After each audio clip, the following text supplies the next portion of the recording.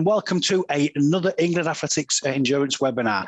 Today we have Michelle Maxwell, a very well-respected coach who I've worked with a couple of times in the past, and I've got a huge amount of respect for, and she's well regarded across the coaching community, and she's going to discuss coaching master athletes and considerations of her training and adaptations, including physical preparation, S&C. Hi everybody, my name is Michelle Maxwell. I'm delighted to be talking to you all today about coaching masters athletes. Athletes are training and racing at a high performance level now until much later in life, especially over longer endurance events. Master athletes are generally defined as any athlete over the age of 35 in running terms. So, you know, cross country and that sort of stuff, and in road races. But actually, for the most part, we generally see most changes to training required in those aged over 40 to 45 and upwards. As coaches with athletes wanting to still achieve a podium finish or be at their very best they can for their age, what should we consider when we are creating their training plans? And how will these considerations differ from younger athletes that we coach? I'm going to then shift the focus a little bit onto strength and conditioning, physical preparation, and how it can help our older athletes keep performing. So let's talk a little bit about myself. Who am I? So as I've already said, my name is Michelle Maxwell. I've been coaching now for about 12 years at the club level. Paul Mark has mentored me, and I've been a part of the South West Endurance Network from quite early on in my coaching years. And I expanded to coaching individuals about 6 years ago through business I run with my husband, Chris Maxwell. We focus primarily on ultra running, marathon and long-course triathlon, but obviously from my background, I've got huge experience in track and cross-country and shorter distances on the road as well.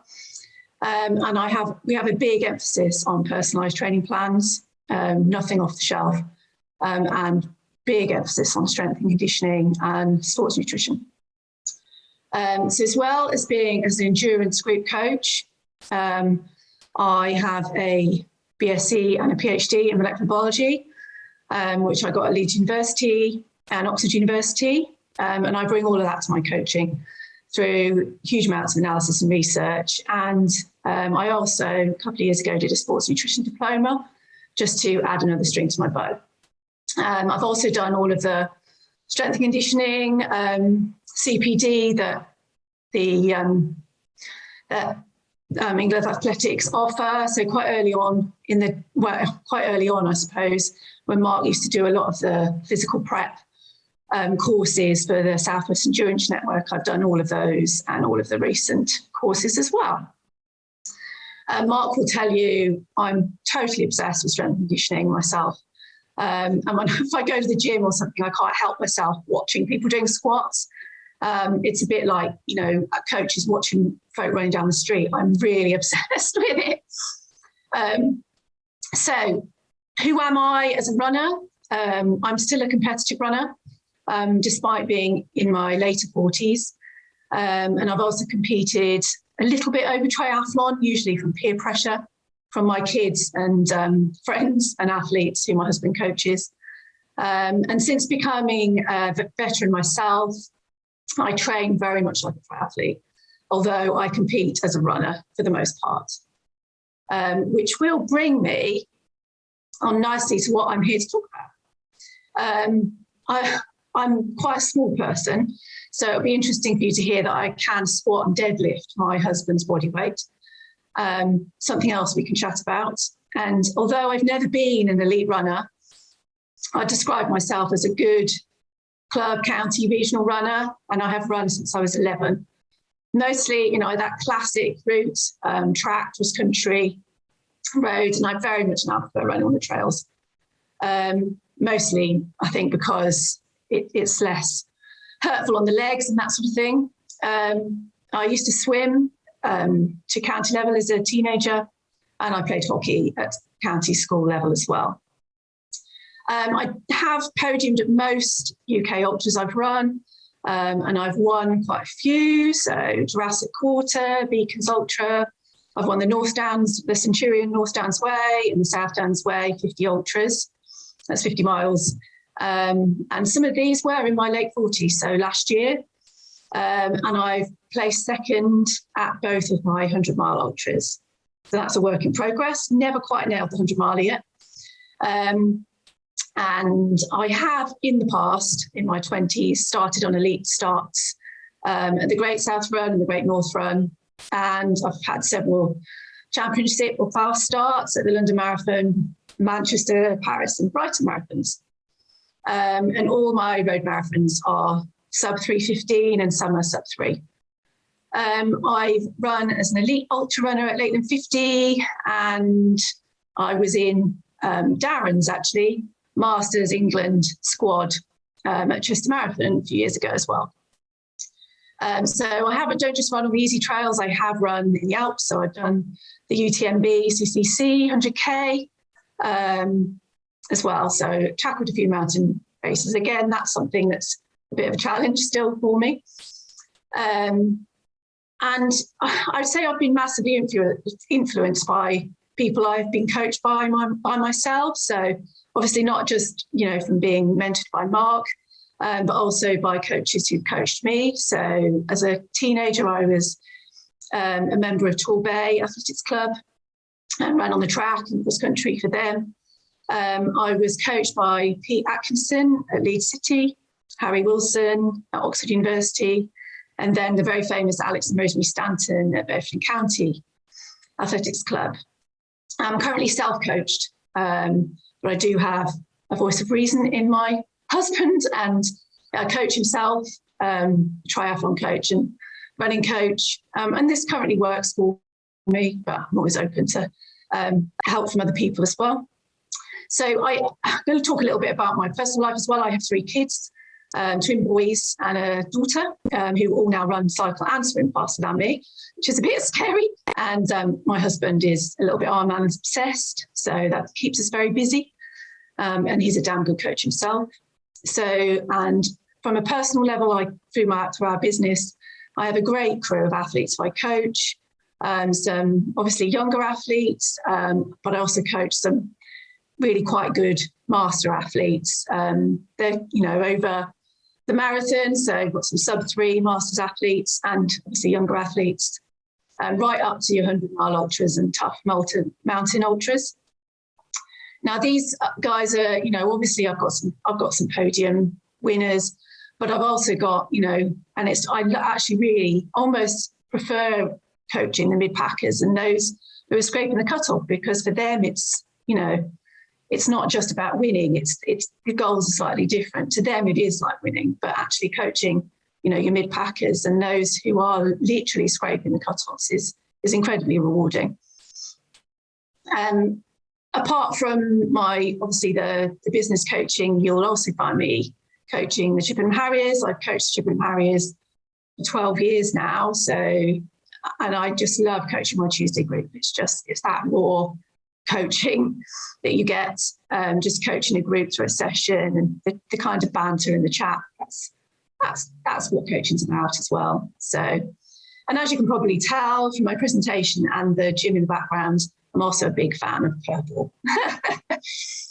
So let's get on to the nitty gritty. So coaching master athletes, what should we be looking for? So we've got training load. So of course, training load is important for younger athletes as well. But as they get older, as athletes get older, the training load obviously becomes even more important. Musculoskeletal changes, this is the big one, really, really big one. Recovery times, again, obviously still key for younger athletes, but recovery times change as we become older athletes. Nutrition, again, we'll talk about this. It's all about the minute details of sports nutrition for older athletes. And then the menopause, something that I'm dealing with myself at the moment. So we will talk a little bit about that as well. So let's start at the top. training load. Okay, so I'm sure we've got a lot of coaches in the room. So many of you there's so many different types of coaching technologies these days. You've got Strava, you've got Garmin. Obviously, some of us who are coaching individuals use Training Peaks. There's obviously plenty of other coaching technologies out there as well. But using all of these technologies, it's relatively easy to monitor training load. As long as, obviously, the athletes you're using, their device has accurate elevation and use a proper heart rate monitor. Obviously, these are different subjects for another discussion, obviously, but just making sure the technology works so you've got a comparative base is obviously a good starting point. And then using all this technology, you start to build a good picture of your athlete day to day, along with all of their feedback and commenting. You start to learn a little bit about how they manage their load and how it affects them. So for the most part, with most GPS devices as well, you can load athlete metrics into your coaching software. So things like sleep, resting heart rate, and overall feeling are really good ways to monitor training load. And I've talked about heart rate variability before at previous presentation. This is also a really good tool, although as I have found with previous athletes, they can become a bit obsessive with HRV. So when I actually think just a general overall feeling and monitoring recovery and recovery day heart rate is actually more important. So I think just staying in touch with your athlete is the biggest thing. This is a Training Peaks graph, the performance graph that you see in Training Peaks. And so you can just see, just by using this technology, you can see the pink lines. The pink lines are the fatigue and the yellow lines are the form. And then you have all these, this is like you've got intensity and you've got your training stress scores. They all work out. It's like an algorithm and it works out generally how an athlete is. And you can start to see, using the pink line particularly, you can start to see if an athlete is recovering. So for example, this is probably a long run here. You can check how long it's taking an athlete to recover, as long as obviously they are using their heart rate monitor on their recovery run days or their cross-training days. So you can start to build a picture of your athlete. And then obviously after a big race, how quickly do they recover as well. Okay. So as I've talked about, as with all athletes, not just masters, communication is really important, I find, to monitoring load. And younger athletes obviously do have stresses, but I tend to find that the older an athlete gets, obviously the higher up in their job they become, so their family and work-related stresses become much more. I've also found that older athletes struggle a bit with sleep sometimes. Is that work pressure or worry about family, parents who are, getting older and sick and that sort of stuff. There's plenty of other stuff going on. And of course, when sleep is deprived and work stresses and other stresses come into life, you tend to get rises in cortisol, which then obviously affect recovery. So find ways to record each of these elements to build a picture of your athlete so you can carefully build the load without causing what we describe as overload. So the key message here is to not just think about the training, think about the other stresses in an athlete's life. And with master athletes that you coach in a group, so like your event group on a Tuesday night or a Thursday night, again, just be that little beacon that they can come to, focus on communication during the session, assessing what they've already done that week. So if you see an athlete isn't hitting the paces, just have a little chat with them and ask them, is there something else going on? Do they need more recovery? Do they need to step back to another group? There's no point in them pushing through. I do find that actually it's very much like being a life coach, not just a running coach. And I think that's the key message here. So I'm going to use myself as an example.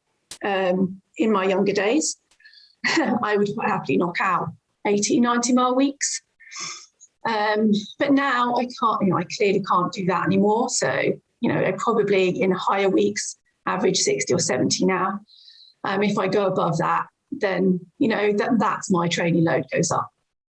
And so as many masters athletes do, I use swimming, cycling. I go to the gym, use gym equipment. You can use the elliptical trainer. It's a bit boring, but it reduces the load. And so you can maintain the hours possibly and the general load without risking the actual physical overload on the body. And so depending on obviously races and phase, I generally run somewhere between 40 and 60 miles a week now. So I cycle up to 4 hours a week sometimes. That sounds quite a lot, but actually it works for me. Zwift technology is a fantastic new resource. And so you can connect that with a watt bike or a turbo just to add, a little bit of extra to your running training. You can do some really good speed sessions on the turbo using Zwift actually, and you can still get your heart rate right up, obviously without loading the legs. I also swim once or twice a week in the pool and in the lake in the summer. Obviously, actually, open water swimming has got other benefits, which have been proven mental health wise. So I'm going to talk a little bit about why this change happens. So it takes us on nicely onto the next consideration, the musculoskeletal system as we get older.